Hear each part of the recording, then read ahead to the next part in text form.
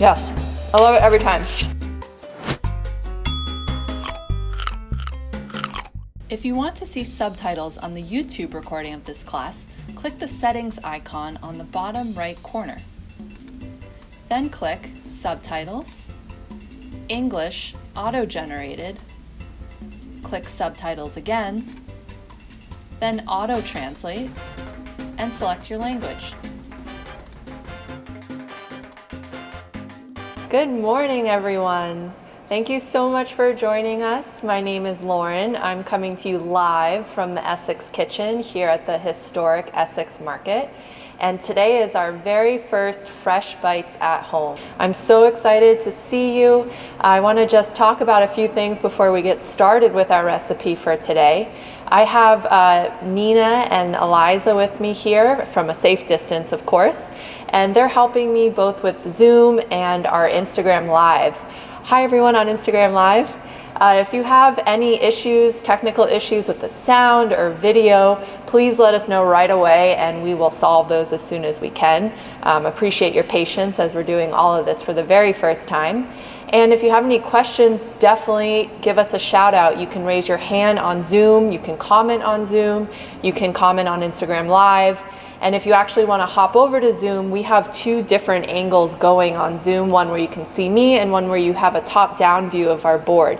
So you can join us live on Zoom by going to essexmarket.nyc/freshbites, and there'll be a button right on that page where you can join us live on Zoom.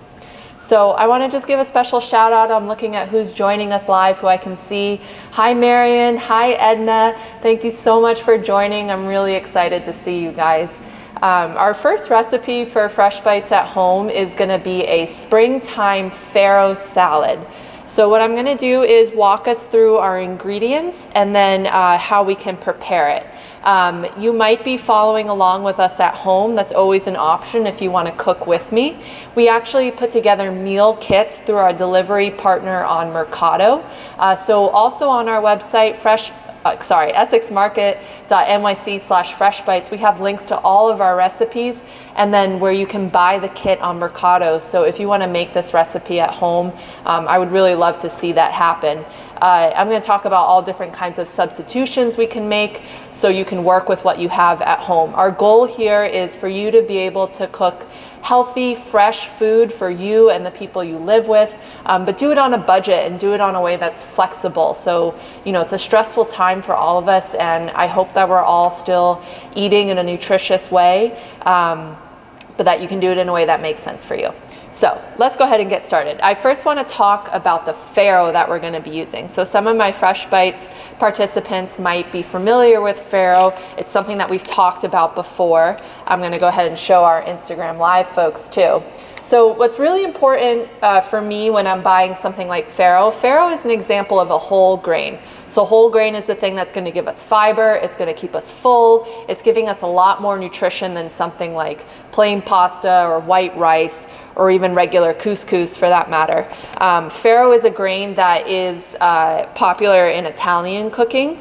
And what I like to look for when I'm buying farro is something that's usually called pearled or sometimes parboiled farro. So again, that's pearled or parboiled farro. So what does that mean? That means that they've sort of conditioned the farro so that it can cook just like pasta. So if you buy regular farro, it's just totally fine, but you just have to have it cook sort of like brown rice. It cooks for 40 minutes or more. It's a process. The great thing about this pearled farro, which I bought right here at the market, is that I just boil water and dump it in just like I would pasta, and it's done in 20 or 25 minutes. So I went ahead and cooked our farro. So I have the bowl of it here.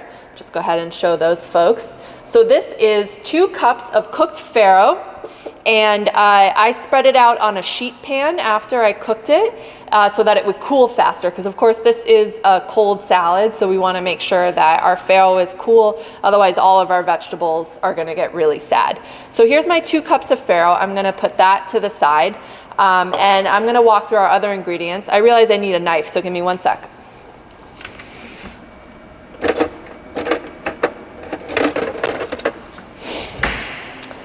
Okay, so all of our ingredients are things that are in season right now. So again, folks that have been with me for a couple years know exactly what in season means, but for anyone that's new to the phrase, in season is something, fruit or vegetable that is growing in our area right now. So we live in a world where we can get whatever we want at the supermarket any time of year. But the reality is when we buy things that are in season, they're gonna be fresher, more nutritious, and they're gonna be less money. So all of the vegetables that I'm using right now are things that are growing in New York, they're plentiful, and they're gonna be the least expensive they are all year round right now. So the first example I have of that is our radish. These are beautiful red radishes. They can be a little bit peppery, but we're gonna balance it out with some other really sweet things. So what I'm aiming for is these really nice thin slices of radish. So I'm gonna just go ahead and show a few examples of that. So radishes can come with these beautiful stems, leaves essentially. And the leaves of our radish actually look a heck of a lot like our arugula. So if you're buying the whole plant, do not throw out those leaves. Wash them just like you are the arugula that's gonna go into this salad and use them. We wanna be using the whole plant.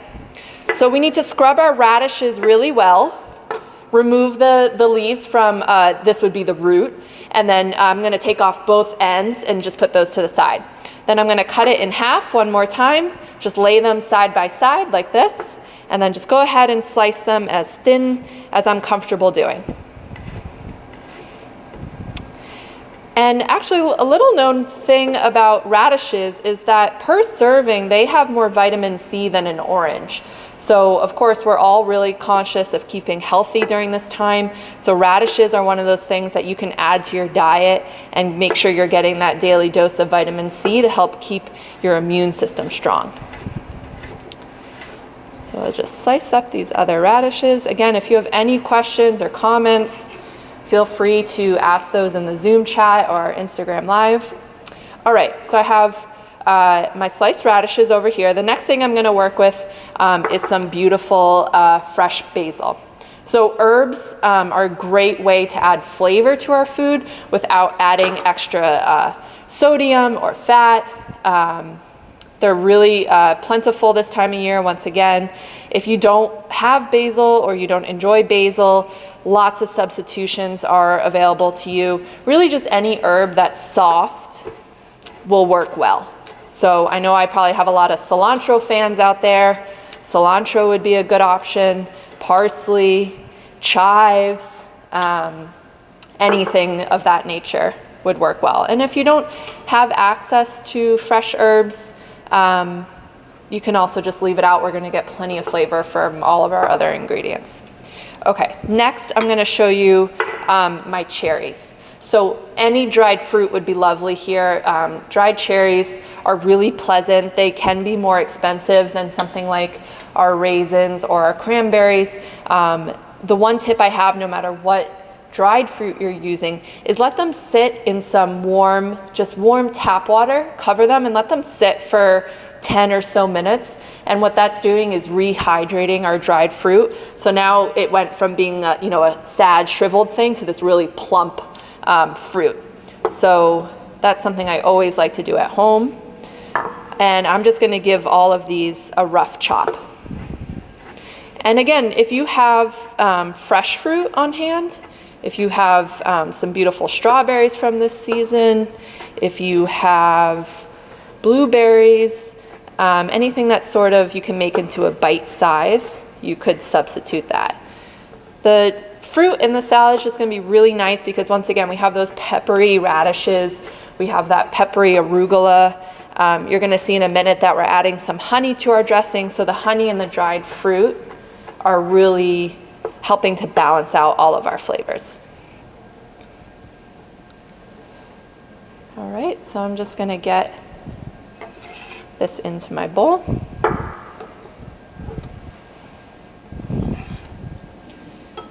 And the next thing I'm gonna talk about are our nuts. So our nuts are helping us by adding some protein to our salad. So for anyone that's just joining us either on Zoom or on Instagram Live, welcome, thanks for coming. My name is Lauren. We're live from Essex Kitchen. We're doing a springtime farro salad. And I just chopped up a couple different ingredients, our radishes, our basil, our dried cherries, and now I'm gonna talk about our pepitas. We're doing a farro salad. So pepitas come from, it's pumpkin seed. It's Spanish for pumpkin seed.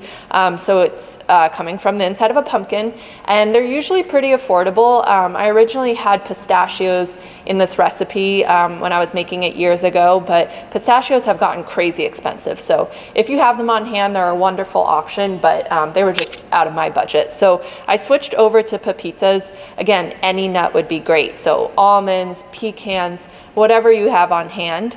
I threw these in a little saute pan and put them on the stove just to give them a little bit of a toasted flavor, because remember, nuts have a lot of their own natural oils, and so when we add heat to that, we're bringing out more of the flavor. So it's always a really great option if you kind of want to take your cooking up a notch, but if not, don't worry about it. Yes, perfect. So those are our pepitas. Great news is that they're nice and small. Show our folks over here if you haven't had them before. So I don't even have to chop them. They're ready to go. So I'm just gonna put that to the side. All right, so now we're gonna think about our dressing. So dressing, I'm gonna use a shallot. So a shallot is like a kind of sweeter, more mild onion. It's really nice for salads because it doesn't have that like intense bite that a raw onion will have. But as with everything, if you know what you had on hand was either a white or a red onion, that's perfectly fine. Shallots are coming into season right now. They're kind of one of those like delicate roots that come up in the spring in our neighborhood, our area, I should say. So they're a great option if you can find them. And my method for dressings is always going to be to add the onion and then all our other dressing ingredients, because what that's going to do is kind of break down the onion a little bit, especially the salt and the acid, which today our acid is going to be lemon, and that's going to kind of take away that strong bite that we get from a raw onion or shallot. So here's the way that I do my onion cutting. So this is, I learned this when I was working as an assistant at a cooking school. What actually makes people cry with an onion is when you break down those cell walls by cutting, it's releasing this, I actually don't know what it is exactly, but this thing that makes us tear up. So the fewer amount of times that we cut an onion, the less it's gonna bother our eyes. So I just made a bunch of slits this way, and then I cut it this way, and now I'm just gonna go through and chop it down the other way. And then I'm cutting it fewer times. Not only that, I'm getting more or less even cuts. So once I've cut it like this, what I often see people do is then they go back and they run their knife through the onion again. That's just releasing more of that stuff that's making us cry. So I don't have to cut it again. That was just 3 cuts. And now also the great news is that more or less it's all the same size. So once again, hopefully this top angle, how's our top angle looking, Nina? Good? Mm-hmm. All right, so I didn't cut all the way down to the root because you can see it's still intact, right? So I'm gonna place my hand flat on top of the shallot, carefully run my knife the other way, and once again, I haven't cut through that root. The root is this part of the onion, the part that, well, the root, the part that it was growing in the ground, so it should stay all in one bunch. And then again, I run my knife down this side. And we get those beautiful little dice, as they would say. But again, it doesn't have to be perfect. This is just a nice option if you want to practice something new at home. Okay, so I'm going to take my knife and sort of clear off my board so that we can start assembling our salad. All right. So I'm going to take a new bowl. I'm going to place my onion, my shallot, I should say, into that bowl. And then I'm going to start with my dressing ingredients. So I have a lemon here. most salad dressings advise either a 2-to-1 or a 2-to-3 ratio of acid to oil. So what does that mean? So that means if our recipe calls for 4 tablespoons of oil, we would add either 1 or 2 tablespoons of an acid. That's a nice combination. I personally like things acidic, so I'm always adding more acid. So your acid is something like your lemon, your lime, any sort of vinegar. So once again, more substitutions that you could do at home. Apple cider vinegar, red wine vinegar. I don't really like using that just white vinegar because it has a really strong flavor. So I would advise having something else like the apple cider vinegar always on hand. If you don't have a lemon, then that's always a great option. So I'm just squeezing the lemon. It's a little bit messy, but I squeeze it over my hand because then I'm catching all of the seeds without issue. So there's our lemon juice. I think I did it successfully without getting any seeds in there. Let me give my hands a quick rinse.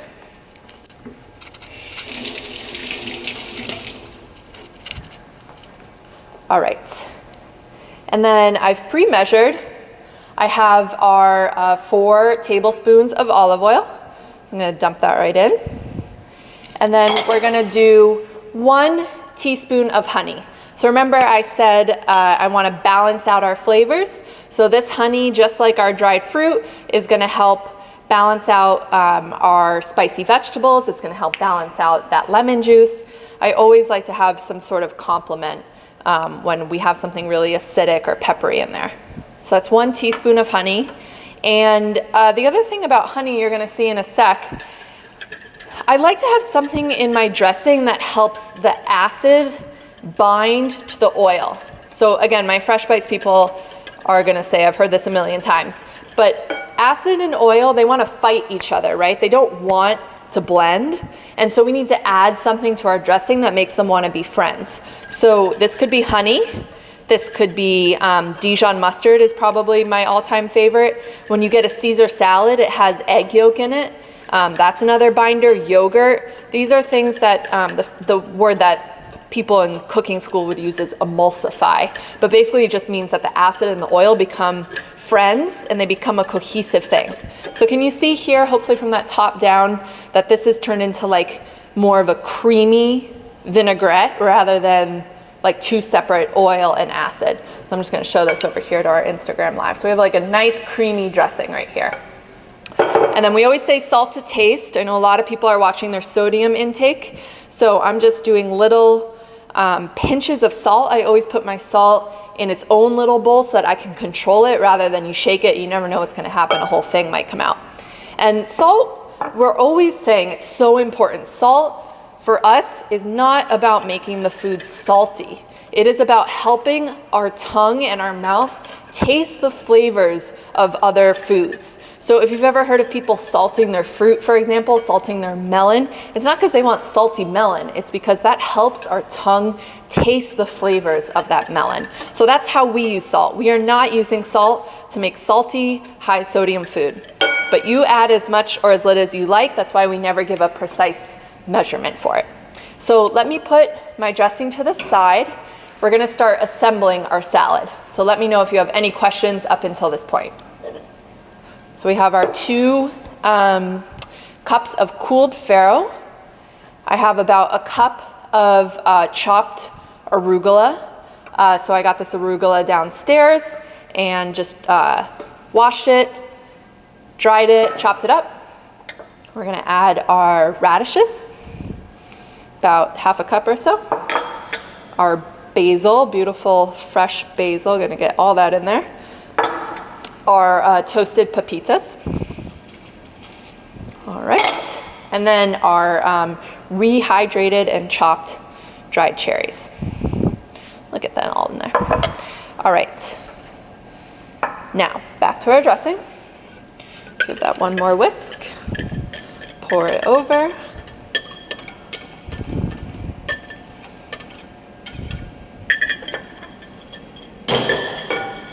So for anyone who is just joining us, we're just finishing up our salad here. This is our springtime farro salad. You can find the recipe on essexmarket.nyc/freshbites. Our farro salad is going to have the farro, of course. It's been cooked and cooled.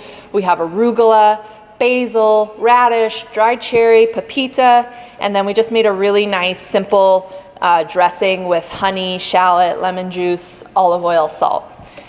And one thing I love about this, first of all, it's basically a complete meal because we have grains, we have fruits and vegetables, and we have a little bit of protein from those pepitas.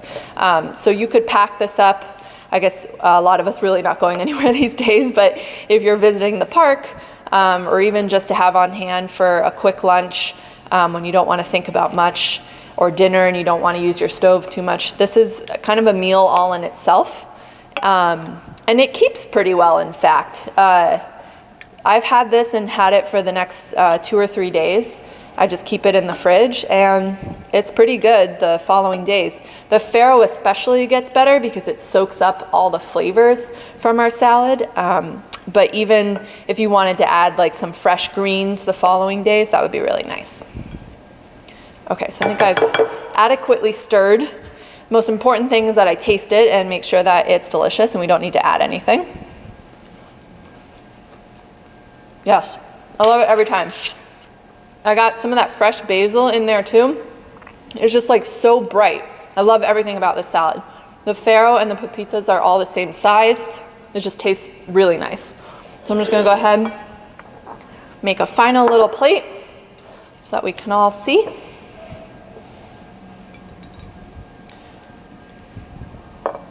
I would say this serves about 6 people if you're having it for a meal.